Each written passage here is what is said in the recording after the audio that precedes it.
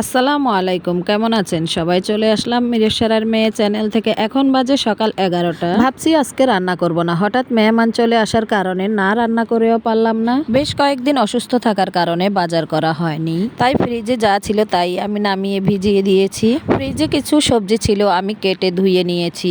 এখন আমি করলা ভাজিটা করে নিব।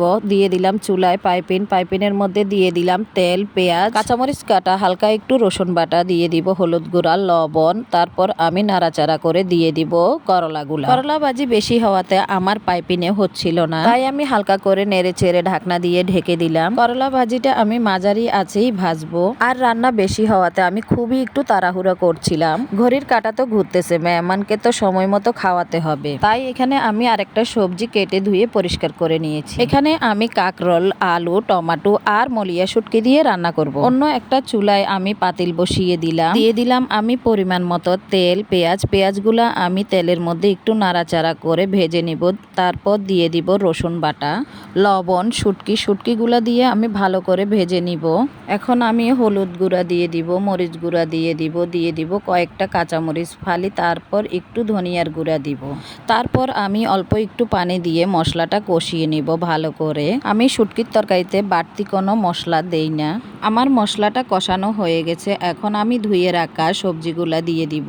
আমি সবজিগুলা নাড়াচাড়া করে মশলার সাথে মিশিয়ে ঢাকনা দিয়ে ঢেকে দিব কষাতে। আমার ভিডিওগুলা যদি আপনাদের ভালো লেগে থাকে তাহলে আমাকে লাইক, কমেন্ট, শেয়ার দিয়ে আমার পাশে থাকবেন। আপনাদের একটা লাইক, কমেন্ট, শেয়ার আমাকে ভিডিও বানাতে উৎসাহিত করবে। আমি নতুন নতুন ভিডিও নিয়ে হাজির হব আমার এই চ্যানেলে। আশা করি সকলেই আমার পাশে থাকবেন। আমার তরকারিগুলা কষানো হয়ে গেছে, আমি পরিমাণ মতো পানি দিয়ে দিব। টমেটো দিয়ে আমি নেড়ে চেড়ে ঢাকনা দিয়ে ঢেকে দিব। বলক আসার পরে আমি ধনিয়া পাতা দিয়ে নামিয়ে নিব।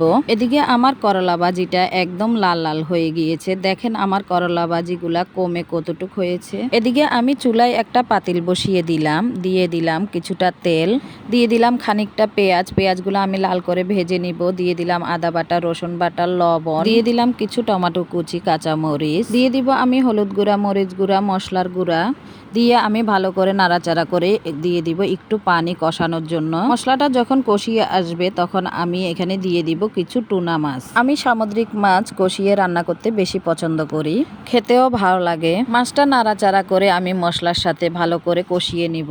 কষানো হয়ে গেলে আমি দিয়ে দিব পরিমাণ মতো ঝোল। আর ঝোলটা যখন শুকিয়ে আসবে আমি তখন ধনিয়া পাতা দিয়ে তরকারিটা নামিয়ে নিব। দেখেন আমার মাছের তরকারিটা দেখতে খুবই লোভনীয় হয়েছে। এখানে আমি গরুর মাংস দিয়ে আলু রান্না করার জন্য চুলায় বসিয়ে দিলাম একটা প্রেসার কুকার। দিয়ে দিলাম পরিমাণ মতো সরিষার তেল, পেঁয়াজ কুচিগুলো আমি লাল করে ভেজে নিব। দিয়ে দিব আমি তেজপাতা, দারচিনি, এলাচ, লবঙ্গ, দিয়ে দিব আমি আদা বাটা, রসুন বাটা দিয়ে আমি ভালো করে পেঁয়াজের সাথে এগুলা ভেজে নিব যাতে আদা রসুনের কাঁচা গন্ধটা না থাকে। দিয়ে দিব আমি লবণ, হলুদ গুঁড়া, মরিচ গুঁড়া, ধনিয়ার গুঁড়া, সাথে দিয়ে দিব বেশ খানিকটা মাংসের মশলা।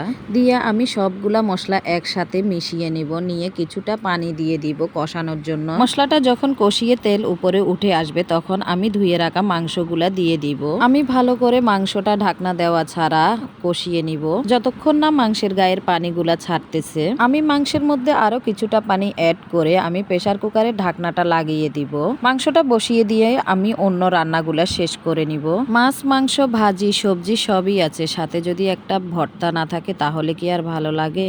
তাই আজকে বানিয়ে ফেললাম ভেন্ডি ভর্তা। ভেন্ডি কিংবা ঢেঁড়স আপনারা কে কি নামে বলেন জানি না, আমরা ভেন্ডিই বলি। আমি এখানে কিছু ভেন্ডি সিদ্ধ করে নিয়েছি কিছু মরিচ ভেজে, আর নিয়েছি এখানে কিছু পেঁয়াজ কুচি ভেজে।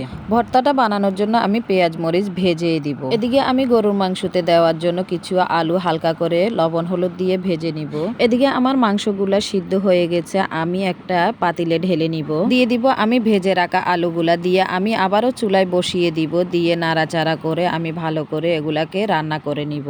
আমার মাংসের তরকারিটার কালারটা খুবই সুন্দর আসছে। আলহামদুলিল্লাহ আমার রান্নাগুলা 1:30টার মধ্যে কমপ্লিট হয়ে গিয়েছিল। আজকের মতো এখানে বিদায় নিতেছি। আল্লাহ হাফেজ।